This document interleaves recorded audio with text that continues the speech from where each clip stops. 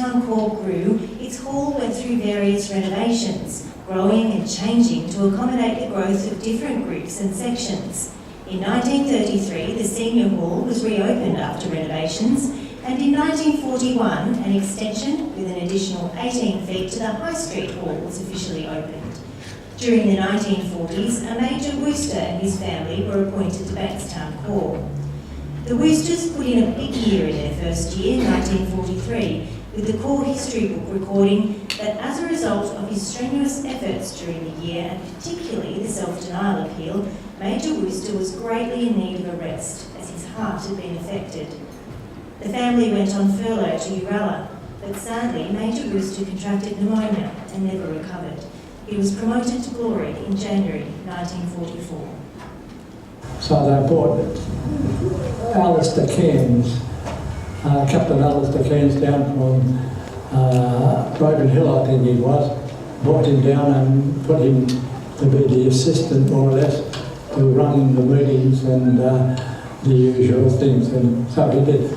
But he said to me one day, and he was quite a young bloke himself, and of course by that time I was 17, 18, and he so I fell up a bit, and he said, no, I used to talk to him about captains there, and he said, no, well, he said, don't call me captain, he said, it's captain on Sundays, but call me Al, but they'll only hear while we're by ourselves, but on Sundays I'll be captain.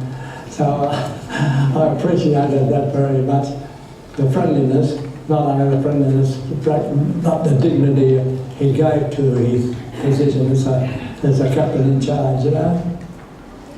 On the occasion of the 60th anniversary of Bankstown Core, Alistair Cairns, then the Chief Secretary, wrote to the Corps and remembered those early years. He said, Bankstown has come a long way since those days when a small hall in Gresford Street became the centre of work in what was a semi-rural area. How well I remember visiting the farms as far afield as Reevesbury and bringing back a great supply of watermelons, grapes, carrots and other vegetables packed high in Major Rumble's 1927 ragtop Chevrolet Tourer. I also remember the hazards of open-air activity in the 3 feet high paspalum grass which grew along the footpaths. However, there were loyal comrades who, in the founding years of the Corps, laid a good foundation for what today is a very fine Salvation Army expression. Perhaps the biggest change that Bankstown Core First Hall underwent was a major renovation that was completed in 1959 at a cost of £4,000. On April the 4th, Mrs Commissioner Coots opened the almost new citadel in front of a large crowd. In God's strength, it wouldn't be long before the Corps would outgrow it, with God working through the Salvation Army in those early years to produce a bountiful harvest. In October 1970, Commissioner Scotney opened a new $100,000 Bankstown Citadel at its present location in Raymond Street. The community hall at the back was added later as more funds became available. This central location allowed the Corps to expand its links to the community, and today the Corps is open nearly every day of the week for low-cost meals, welfare services and for different groups to meet. Please stand and we'll follow the bandmaster's lead as we celebrate the path God has marked out for Bankstown Core.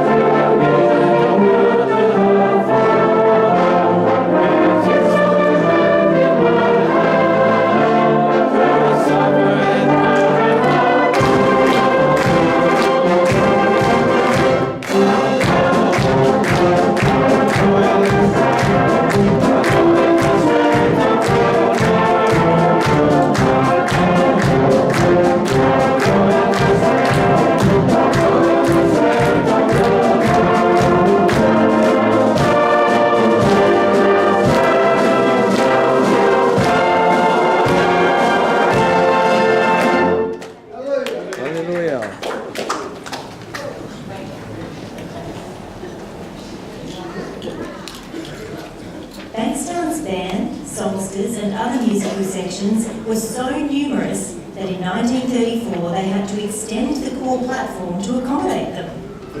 The band was a prevalent feature, not only in corps meetings, but in the local community as well, bombarding throughout the year and carolling at Christmas.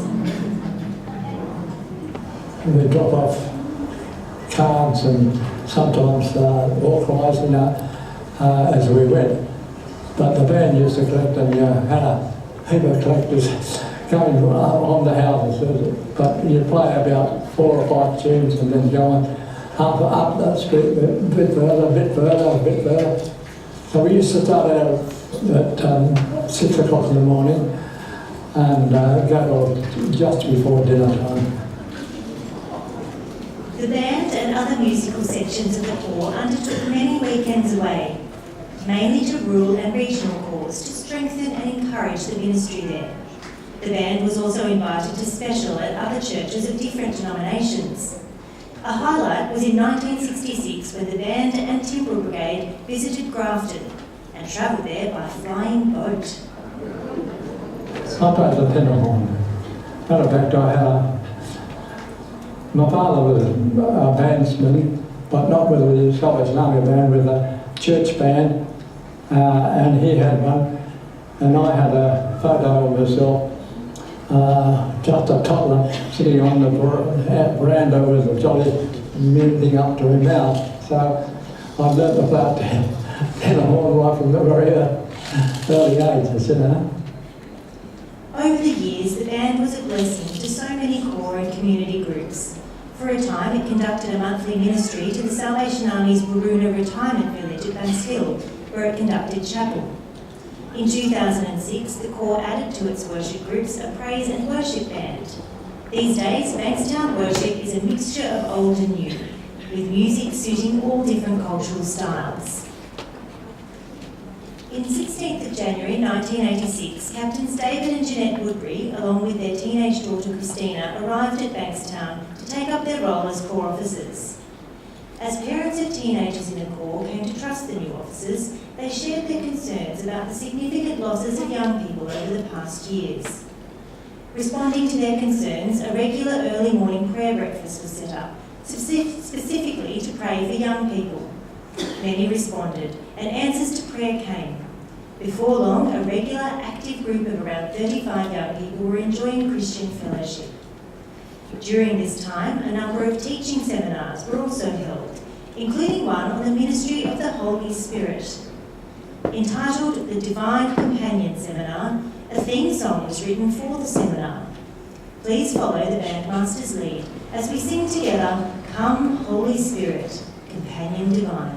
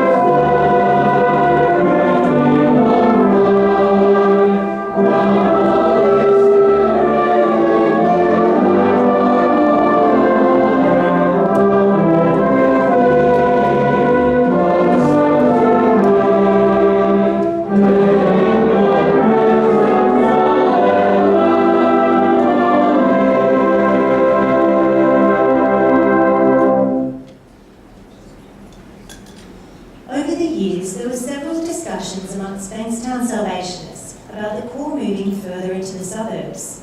In 1988, the Bankstown History Book records that a proposal was made for the relocation of Bankstown Corps to a site at Georges Hall.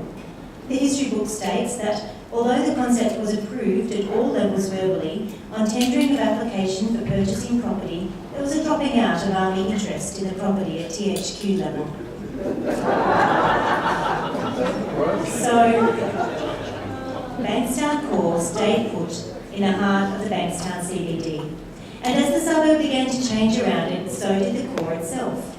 One of the longest serving Corps officers were Philip and Irene Plether, who were appointed in 2003. By this time, Bankstown was a thriving multicultural city. The Bankstown Corps, whilst thriving, was not growing. The Corps History Book states that the average age of the Corps members is 72 years. There are no young people or children or any young families in the Corps. This Corps is vibrant with elderly, faithful soldiers who are committed to serving God. In 2004, the Corps began a Sunday afternoon service in Hindi language with a kids club attached, and many non-English speaking families began to attend this service. The main service began to expand as well, with new families attending. An entry in the Corps History Book in August 2004 reads, "Souls are saved. It is becoming a multicultural Corps. 2 new soldiers were enrolled this month." I think that through Irene and Philip Plether, that was the beginning.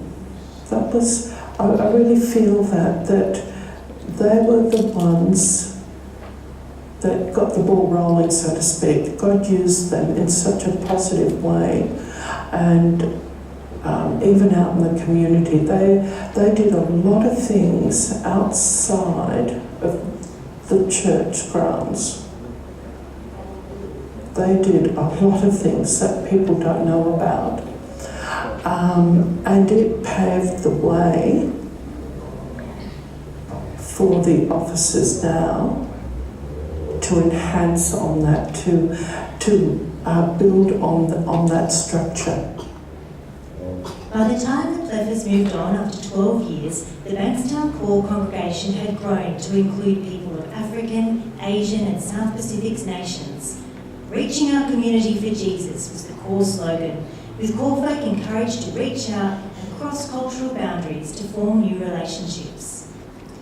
The Salvation Army in Bankstown today is a growing multicultural church and a welcoming place for all who enter.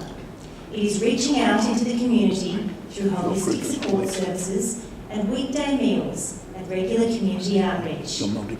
One family who has felt the loving arms of acceptance at Bankstown is that of Samuel Smart.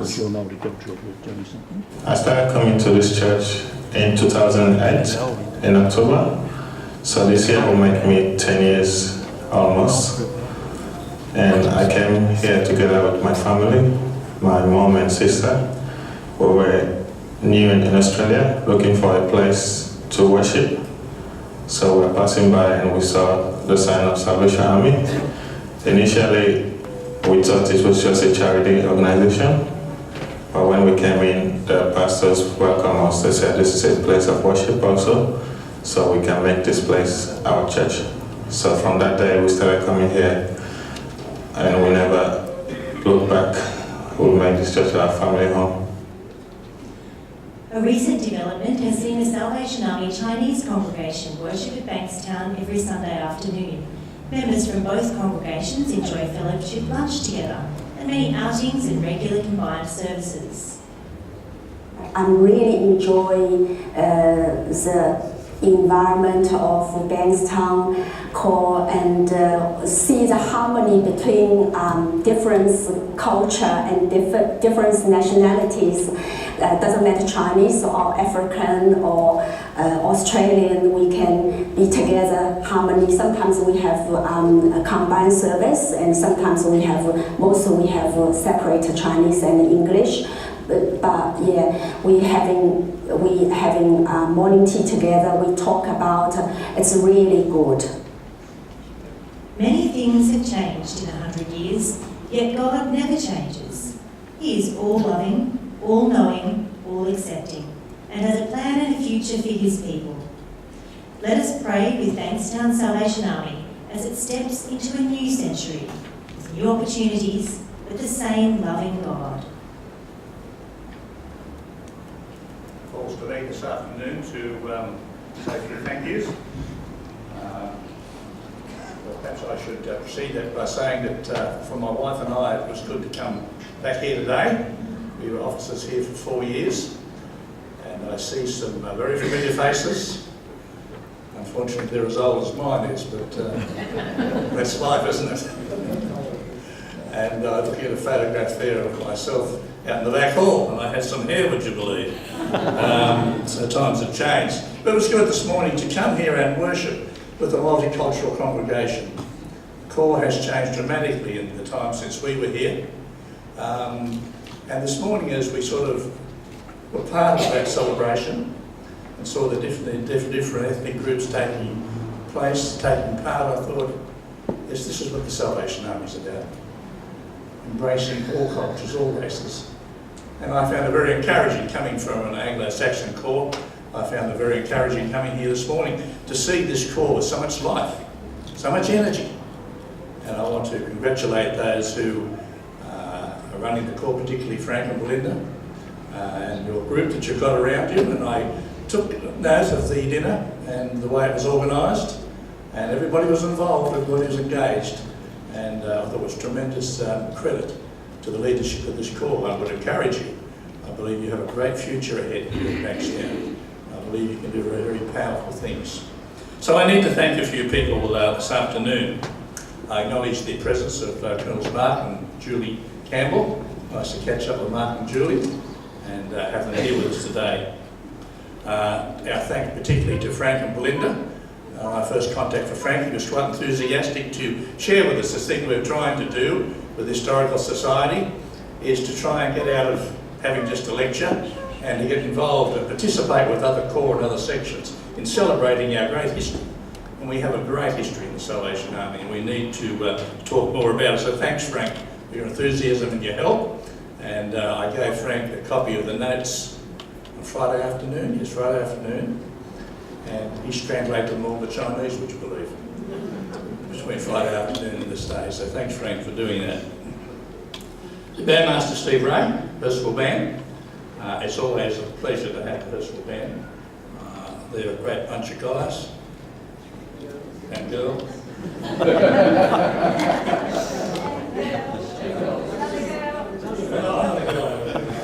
And thanks, Peter, for allowing us to have the band today. I've always found when I've approached Percival Band, there's always a willing acceptance to be involved, and that greatly encouraged me. And I thank you, Steve, and you're grateful for that. Thank you, Maddie. We really enjoyed your solo. We also enjoy your percussion work too. Good to hear.